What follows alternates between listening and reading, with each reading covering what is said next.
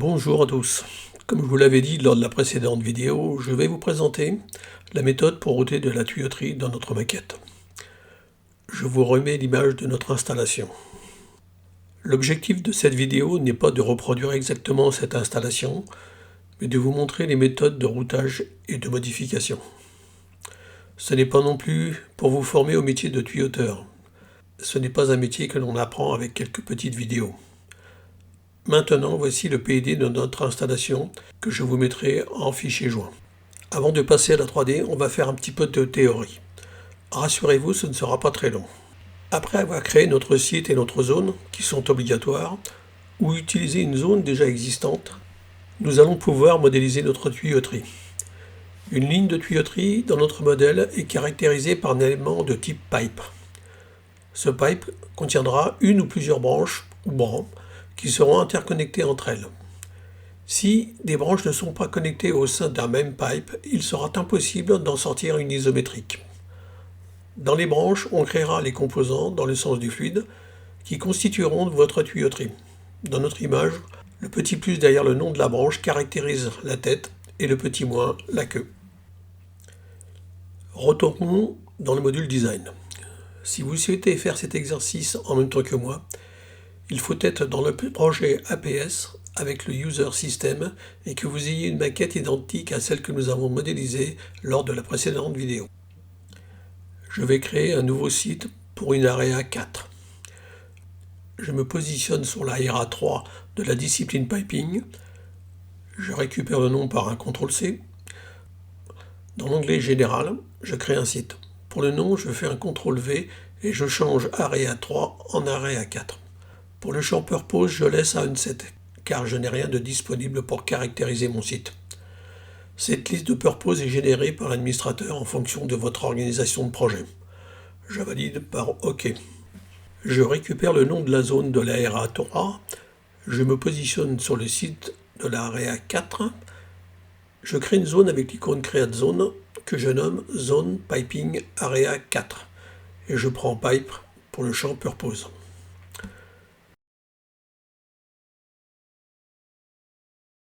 Je choisis la discipline Piping en haut à gauche de mon écran si ce n'est pas déjà actif.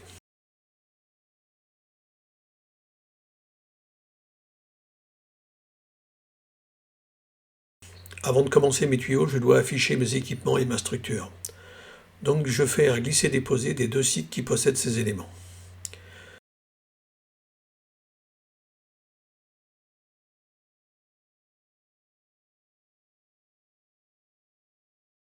Pour limiter mon environnement de travail, je fais une sélection avec le bouton gauche de ma souris autour des éléments que je veux voir à l'écran. Je passe dans l'onglet View de mon menu. Dans le sous-menu Clip, j'active le bouton Clip et je valide par le bouton Create. Pour étendre le volume du clipping, je fais un double clic sur ce volume et je tire les flèches pour l'agrandir.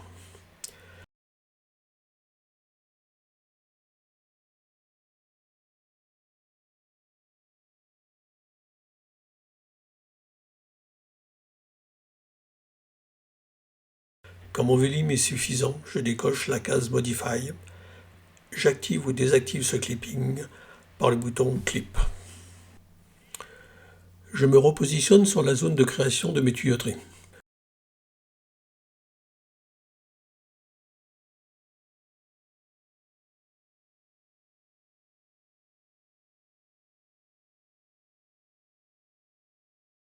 Je rebascule sur l'onglet Piping. Dans le menu Create, je peux créer des pipes ou des composants. Je commence par un pipe. Dans la nouvelle forme de création de pipe, je commence par donner le nom du pipe que je trouve sur notre PID. Je commence par les lignes qui vont des pompes vers les réservoirs, donc 40 SW A3B 002. Attention, sur E3D, les noms ne peuvent pas contenir d'espace. Dans notre exemple, 40 correspond au diamètre du pipe, SW pour le fluide, Seawater, A3B pour la classe de tuyauterie, 002 pour le numéro d'ordre, voire le PID. On pourrait mettre un préfixe pour définir la REA 4 si notre pipe couvre plusieurs sites de notre modèle. Dans la liste Primary System, je choisis Seawater System. Cela va permettre d'alimenter une hiérarchie parallèle qui va servir à regrouper tous les pipes d'un même système, quelle que soit sa position dans la hiérarchie du modèle 3D. Je sélectionne la spécification A3B. Pour le diamètre, je prends 40 mm. Pour l'insulation, je laisse Anon, car pour l'instant, je n'ai rien prévu. On en reparlera plus tard. Pour le traçage, je laisse aussi Anon. Si vous en choisissez un, cela ne sera visible que sur l'isométrique. L'information de température est importante, car si vous ajoutez de l'insulation sur votre ligne, l'épaisseur sera en fonction de cette température. Je mets 100 degrés. Ce n'est pas très courant pour de l'eau de mer, mais c'est pour notre exemple, lorsque nous verrons l'insulation. Pour la pression, je tape 20 bars, et le système convertit automatiquement avec l'unité par défaut. Pour la pente, on met None, sujet abordé plus tard. Pour le fluide, Seawater comme expliqué précédemment. Cette information permettra de calculer le poids vide et plein en utilisant le liquide sélectionné. Bending Machine, on laisse à None. Cette information est utilisée pour simuler les cintrages de tubes en utilisant les machines que vous avez à disposition dans votre atelier de fabrication. Et je finalise par le bouton Apply. Lors de la création de ce pipe, une branche est automatiquement créée qui aura pour suffixe B1. Une branche est définie par une tête ou head et une queue ou tail qui caractérise le sens du fluide par défaut. Avec les deux onglets branch head et branch tail, nous allons pouvoir définir toutes les caractéristiques de notre branche aux deux extrémités. Le diamètre, le type de connexion, la direction et sa position. Dans ces onglets, le premier icône peut nous permettre de s'accrocher sur un nuage de points provenant d'un scan 3D. Avec le second, on va sélectionner une tubulure sur un équipement ou un piquage type T ou OLED sur une autre branche. Sélectionnons ce dernier et approchons-nous de la tubulure de sortie de la première pompe que nous avons créée lors des précédentes vidéos pour la choisir. Automatiquement, tous les champs seront remplis en accord avec cette tubulure. Le système ajoute des composants compatibles avec la connexion, à condition que la classe de tuyauterie ait les objets nécessaires. On peut voir dans la hiérarchie de la branche que nous avons un joint et une bride. Si ce n'est pas le cas, il faut vérifier si la classe de tuyauterie est la bonne par rapport à la tubulure sélectionnée. Nous adoptons la même procédure pour la fin de ligne ou tail. On reviendra sur cette forme plus tard pour l'approfondir.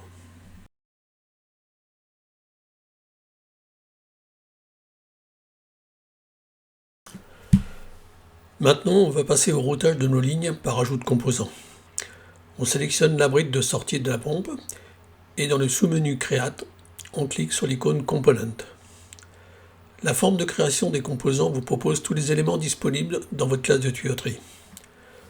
L'onglet Standard Component pour les pièces basiques et l'onglet Additional Component pour les pièces spéciales. Si des icônes ne sont pas actifs, cela signifie qu'il n'y a pas ce type de composant dans la spécification utilisée. Dans la liste des composants standards, on sélectionne l'icône des coudes. Dans la liste en dessous, nous pouvons voir la liste des composants dispo en accord avec le diamètre de notre bride. On peut filtrer la recherche en utilisant le filtre S-Type Filter. On choisit le coude A90 de type Socket Weld.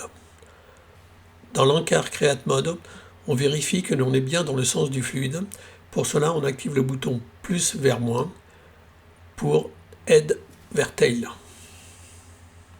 Le bouton moins vers plus nous servira à créer des composants dans le sens inverse du fluide, Tail vers Head.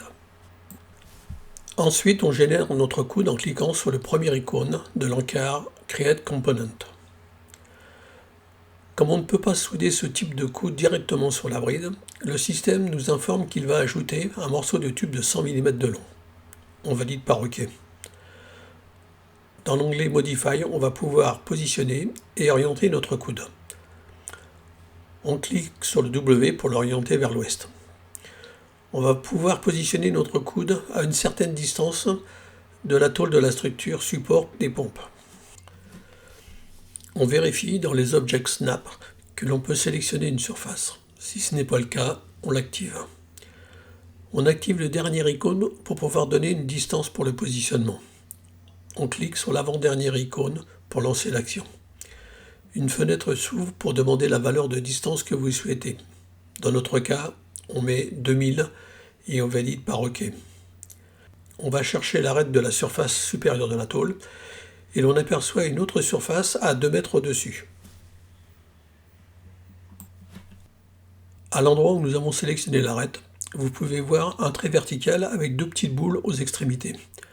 Cela permet de décaler le coude d'un demi-diamètre du tube, en plus ou en moins par rapport à la surface d'arrivée. On valide le déplacement en sélectionnant l'arête de la tôle. On verra plus tard pour la création de la vanne. Au regard du PID, j'ajoute une réduction de 40 mm vers 50 mm. Je clique sur l'icône de la réduction. Je choisis la configuration petit diamètre vers grand diamètre. Je filtre sur un diamètre de sortie de 50 et je prends la première réduction de la liste. Après vérification du sens du fluide, je crée ma réduction.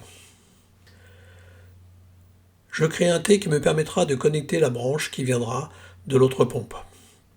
Je clique sur l'élément T.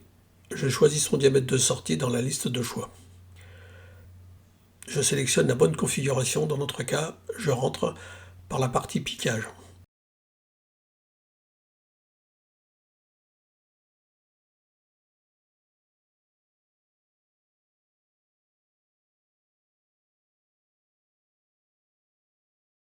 Je prends le premier de la liste et je crée mon T. Je bascule dans l'onglet Modify pour le positionner et l'orienter. Dans la partie orientation, je change le type de rotation par l'icône en haut à gauche et je tourne mon T avec la souris. Et quand je lâche le bouton de ma souris, cela valide son orientation. Maintenant, je vais le déplacer pour être à 150 mm de mon poteau.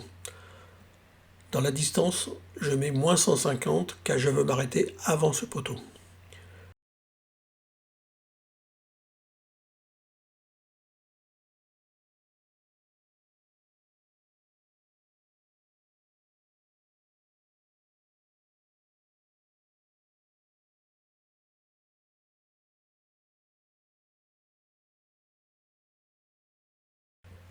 Je continue avec un coude et je le mets aussi à moins 150 du poteau.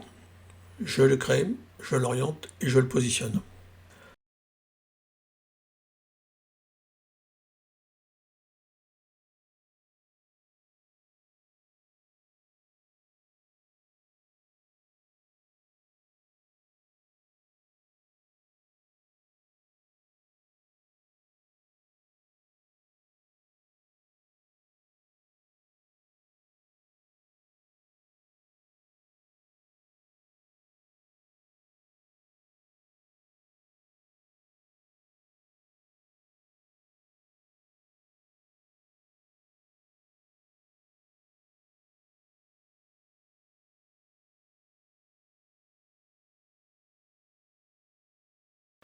Encore un autre coude. Je l'oriente et pour la position, je mets 100 mm et quand je le positionne sur le haut de la poutre, je sélectionne la petite boute supérieure pour que la tangente inférieure du tube soit à 100 mm de la poutre. Cela pour que l'on puisse y mettre un support entre le tube et la poutre. En général, les patins support ont une hauteur de 100 mm.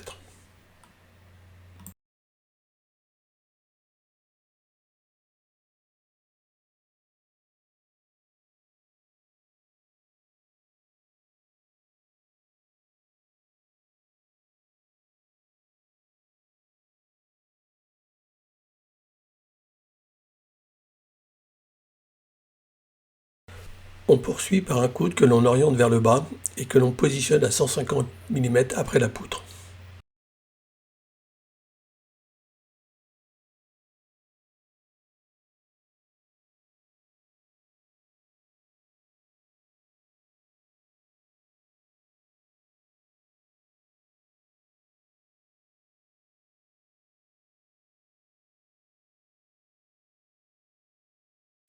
Maintenant, nous allons partir dans le sens inverse du fluide. Je sélectionne l'abri de fin de ligne. Je change le mode de création en cliquant sur l'icône moins vers plus. Je crée ma réduction de 40 vers 50.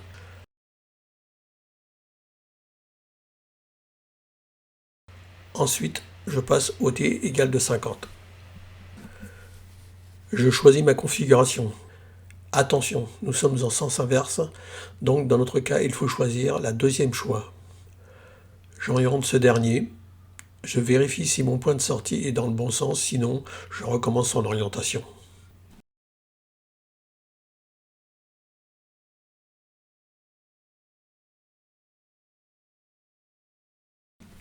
J'ajoute un coude, orientation et position, en utilisant le bouton Through Next.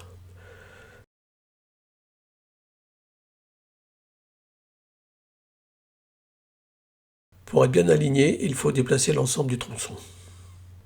Je le sélectionne en faisant un double clic sur le morceau de tube du tronçon à déplacer. J'attrape l'axe Z. Je fais un bouton droit pour ouvrir le sous-menu et choisir Align with Feature. Et je vais chercher le point central du coude. Un petit échappe pour fermer mon déplacement. Pour insérer ma vanne de 40 mm, je dois déplacer ma réduction contre le T. La sélection de la réduction se fait par l'Explorer, sinon je déplacerai l'ensemble Braid Réduction. Je fais un double clic sur la réduction et la déplace contre le T. Idem pour l'autre côté.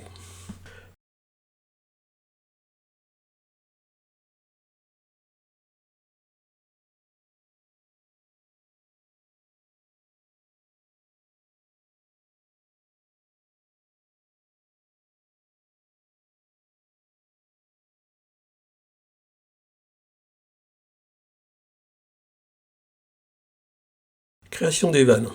On choisit le type que l'on souhaite et on va utiliser le second bouton dans la partie Create Component. Cela permet de créer cet élément sur le tube que l'on souhaite. Et ensuite, on fait les actions habituelles. Orientation et position, avec des dimensions ou à une certaine distance d'un autre élément.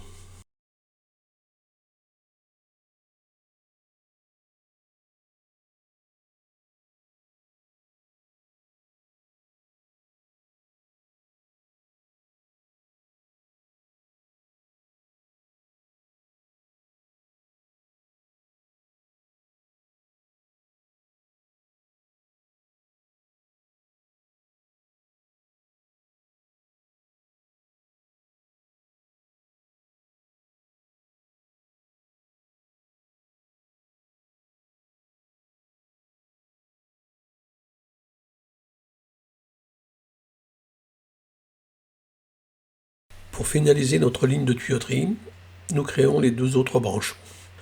On sélectionne la forme Pipe Editor. On crée une autre branche avec le bouton Create New Branch. On connecte la tête et la queue de branche et ensuite on fait la création des éléments.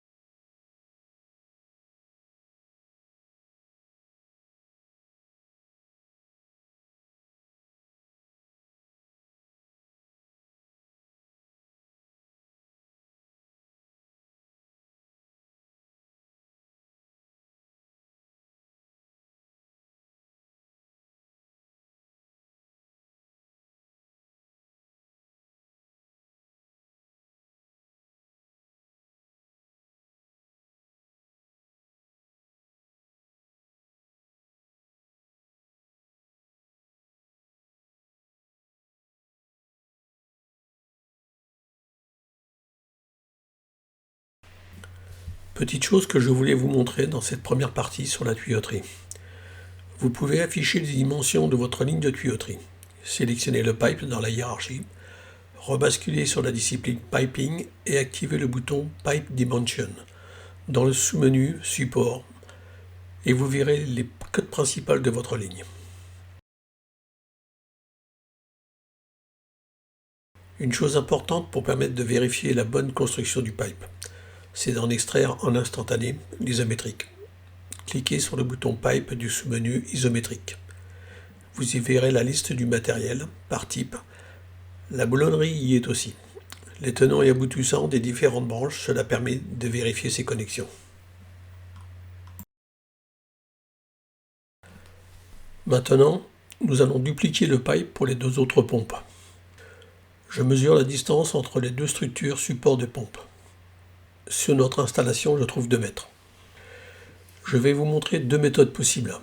Première méthode, sélectionnez le pipe dans l'Explorer, passez sous l'onglet Home, appuyez sur l'icône Copy Offset, mettez une valeur de 2 mètres dans le champ Y et validez par Apply. Et cliquez sur Yes pour valider la copie. Ensuite, vous devez renommer le nouveau pipe ainsi que les branches en dessous.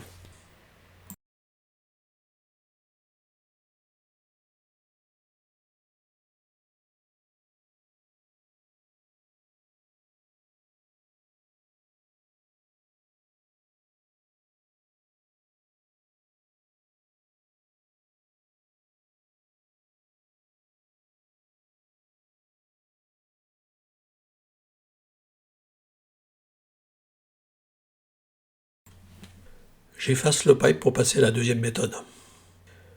Sélectionnez le pipe dans l'Explorer. Avec le bouton droit de ma souris, je sélectionne Copie dans le menu contextuel. Ensuite, toujours avec le bouton droit, je fais un Paste. Bouton droit sur le nouveau pipe, prendre Rename dans la liste et faire un Rename All dans la forme après avoir changé de nom. Les branches seront renommées automatiquement.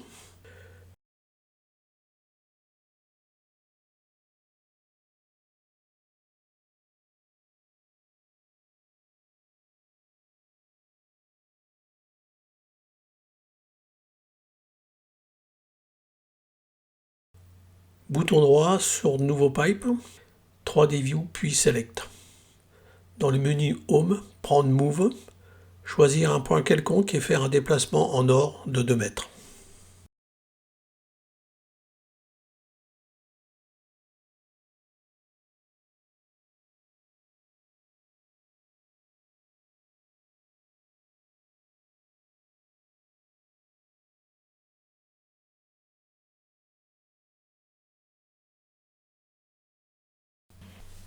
On se retrouve dans le même état qu'à la fin de la première méthode. Et l'on va arranger les deux pipes pour être plus cohérent. Je me donne une valeur de 150 mm entre deux tubes. Je vous laisse suivre mon cheminement.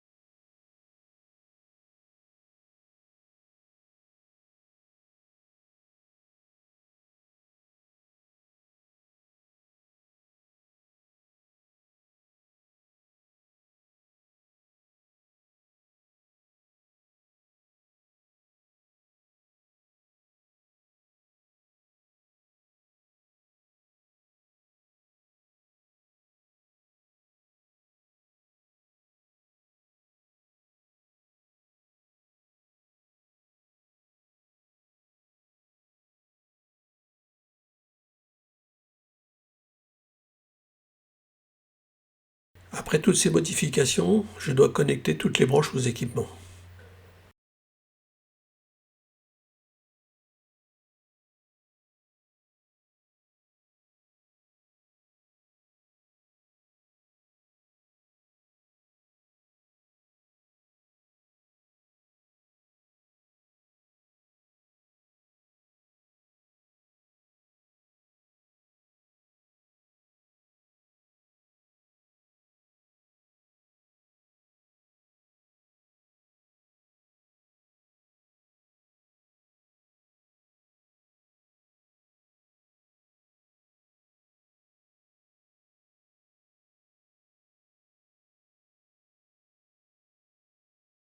Je vérifie ma ligne de tuyauterie en lançant une extraction d'isométrique.